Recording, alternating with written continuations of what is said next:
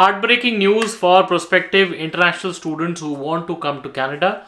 Guys, Mark Miller, who is the Immigration Minister of Canada, was recently in the news and he was talking about the Canadian student visa program, and his specific words said that the student visa program has gotten out of control.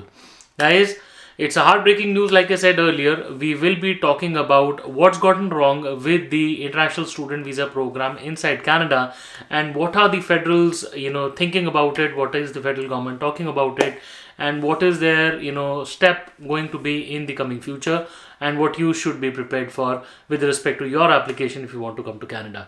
Guys, please be tuned till the end. My name is Sahil.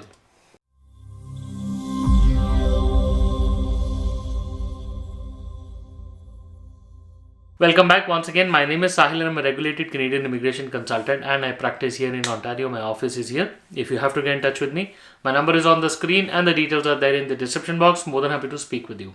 Before we proceed any further, please make sure that you hit the subscribe button, like the video and share it with your friends because we talk a lot about Canadian immigration. And if you are an aspirant of moving to Canada, then this is the channel that you must be subscribed to all the time. So guys, we are talking about the latest news that came in Canadian media, which was a scoop from the Canadian Immigration Minister, and he was talking about the Canadian student visa program which has gotten out of control. Here's the video clip, just have a look and then we'll be back. Residents and temporary ones. On the latter, is your government going to, even temporarily while the housing crisis is so acute, cap the number of international students and or temporary foreign workers? Well, it's something we're going to look at in the first half of this year, Vashi. That volume is disconcerting. It's really a system that has gotten out of control. So guys, like you saw and you actually heard from the minister himself, he is talking about the Canadian student visa program, and his exact words are that the student visa program, the numbers are not matching up. Canadian immigration minister also had to say that, yes, the numbers of international students was way more than expected. Now, I'm not sure if you already know that the number of temporary residents in Canada is hitting close to approximately 2 million people, which includes visitors or any other temporary residents.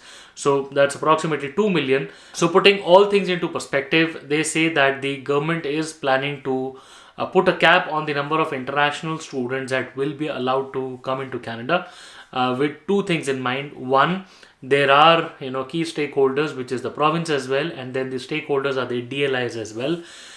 The federal government is trying to put pressure on the provinces, trying to own up to their probably mistakes or whatsoever, but the provinces also have to own up to their numbers and probably have to make the considerable amount of arrangements so that the students or these prospective temporary residents can be accommodated well. Now, be it accommodation, inflation, or appropriate jobs or the infrastructure, the provinces also have to play an important role so that the influx of these migrants can be accommodated well. Apart from that, the DLIs also have to be held responsible. The recent change of verifying the LOAs, the letter of acceptance, was put in place where the DLIs will be responsible to verify the offer letter so that the integrity of the program can be maintained. Overall, there is a process known as ATIP, and it shows that the public servants had actually advised the Liberal governments about the increasing number of migrants. As you already know that the number of immigrants that Canada had prospected for this particular year was 485,000 people, and then for the year 2025 and 2026 they're going to hit about 500,000 people. So that's 500,000 people, migrants every year. Now guys, what Canada has to say, or Canada as an economy, they're suffering with three major problems. First, there is housing crisis. The real estate here has gone way up. The prices have gone way up. The rentals have gone way up, and the availability was not there anymore. Now, the real estate market is not in sync with what the expectations of the public are and what exactly is the kind of funds available with the public. So that's the first problem. Second, there is rising inflation. Things have gone super expensive. It's not really within the budget of a lot of Canadian household to even make their living possible. And the next possible issue at hand is looking at possible recession, because the Canadian economy is a close following step of the US economy, and the whole world knows that US is somewhere near recession, and Canada might also be nearing recession, although the data talks differently, because the data looks at those quarters dipping into consecutive dips.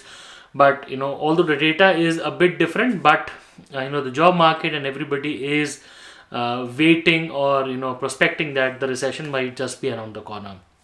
With those three thoughts, the liberals here in power have been criticized heavily for the mismatch or the jacking up of migrants or immigrants who are coming to Canada. And they said that the numbers that they had in mind with the kind of influx of immigrants was not at all in sync with the number of houses that Canada was making. So these are the two biggest issues that have been identified in the Canadian media.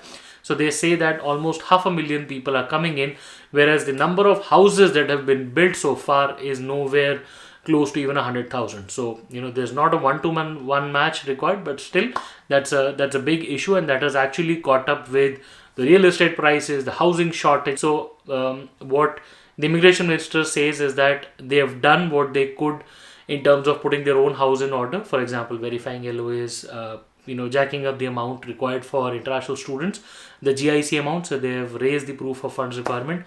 So that is probably the first couple of things. They're also looking at the PGWB program. So those are the things that they have done to put their own house in order. The next step would be to talk to the provinces and decide upon the numbers. So the first quarter and the second quarter, they will be talking about what kind of numbers that they will be using when students would be coming into Canada.